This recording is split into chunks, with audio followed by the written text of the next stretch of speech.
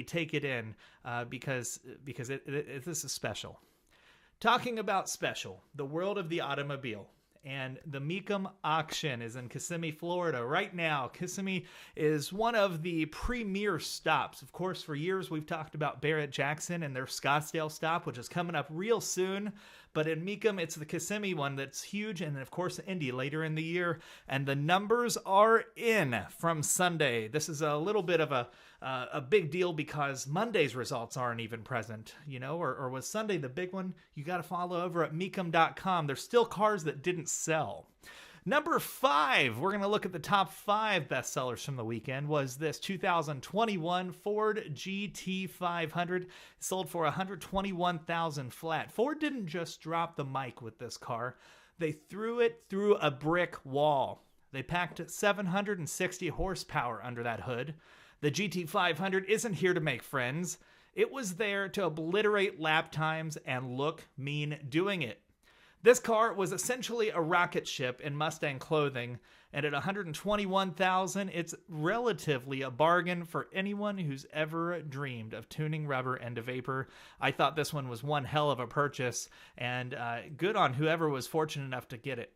Now, NASCAR fans, another version of a NASCAR, if you will, the Toyota Supra. Of course, NHRA's Toyota class, currently running Supra. We're going to fade out Toyota at the end of this year.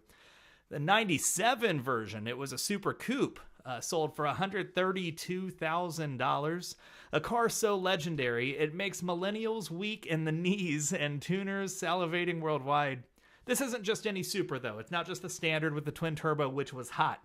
No, this one is the Royal Sapphire Pearl hardtop, which, unless you're a real douchebag, doesn't mean much. But one of only 6 produced. It's like the unicorn of Supras, and this is the only one that's really hung on at this point.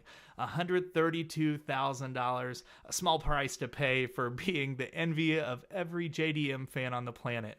Plus, it probably doubles as your ticket into every car meet within about a 500-mile radius. That one's pretty cool because, as we move forward with the car auctions, we've really learned that the muscle car is to the true car collector, it's the gold. But to the young car collector, these are the types of things they want to see. This car is 28 years old. Already a classic. Car insurance companies will take your money once it's 25 years old. Think about that. A 1997 Toyota Supra is an overnight classic. Coming in at third, the 2023 Chevrolet Camaro ZL1 Hennessy Exorcist.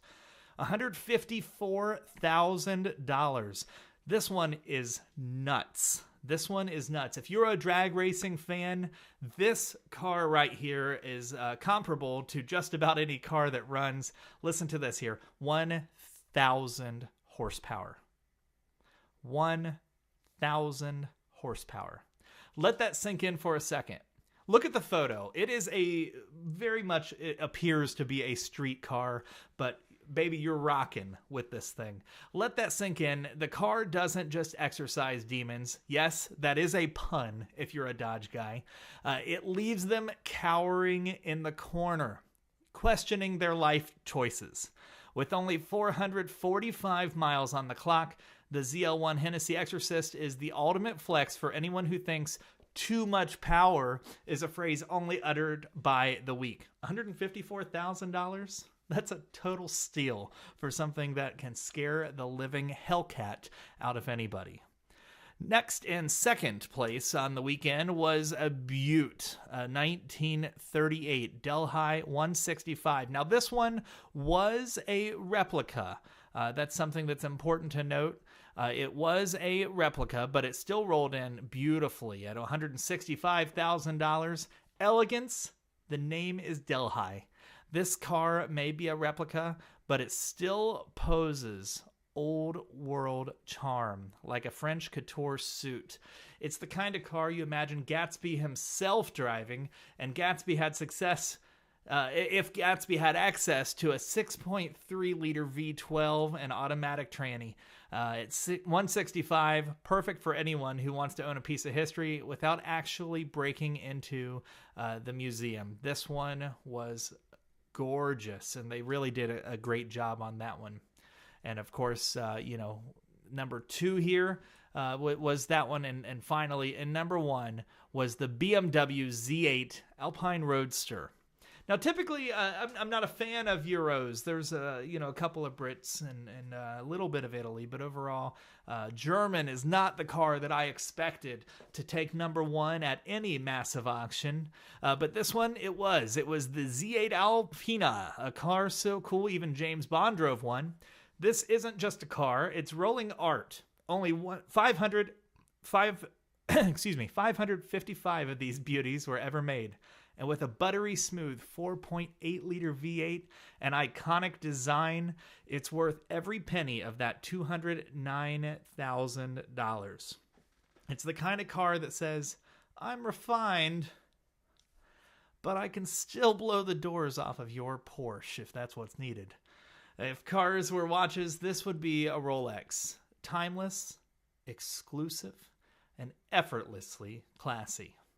From the brute power of the Exorcist to the elegance of the Delhi, this top 5 lineup was real masterclass in variety. You may not be impressed by one or the other, but the variety, like I said at the start of this, you're usually going to an auction like this doing one of 3 things. You're looking to buy a car, you're looking to sell a car, or you're looking to watch a lot of 1960s and 1970s action.